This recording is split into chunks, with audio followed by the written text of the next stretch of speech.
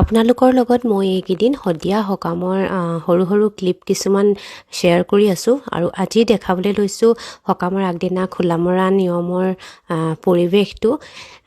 ইয়াতে এতিয়া চোতালত মানে নিয়মটো হ'ব আৰু ষ্টাৰ্ট।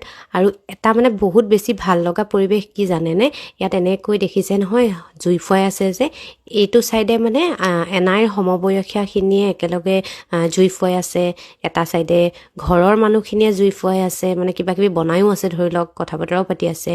এটা ছাইডে পুঠাৰ বয়সৰখিনিয়ে জুই ফুৱাই আছে, এটা ছাইডে মামাৰ লগৰখিনিয়ে, মানে ইমান ভাল লাগিছে একদম। মানে 4টা জুম হৈছে আৰু একদম 4টা চুকত, মানে খুব ধুনীয়া ভাল লগা এটা পৰিৱেশ। আৰু মানে এখন চাওকচোন, চোতালখন ইমান ডাঙৰ আহল বহল আৰু ইমানেই বেছি চাফা যেন মানে সকামৰ ঘৰ নহয়হে নেকি, মানে ইমানেই ধুনীয়াকৈ ৰাখিছে। আৰু মানে অকল আজি বা সকাম আছে চাফাকৈ ৰাখিছোঁ সেইটো বুলিয়েই নহয়, মানে এনি টাইম এনেকৈ চাফাকৈ ৰাখি থৈ দিয়ে, মানে বহুত চাফাকৈ থয়। এয়া হৈ গ'ল মহা, এনেকৈ আমি চাই ফুৰিছোঁ, মানে খুব ভাল লাগিছে।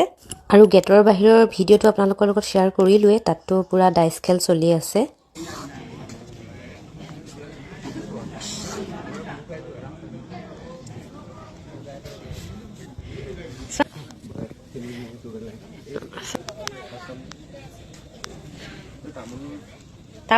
তামোল গছৰ কেইবাজোপাও কাটিলে বুলি কৈছে নহয়। অঁ, তলৰটো তামোল গছ বুলি কৈছিলে খুৰীয়ে। তলৰটো তামোল গছ, ওপৰটো ডাইৰেক্ট কাঠৰ বিট নেকি, কি জানো।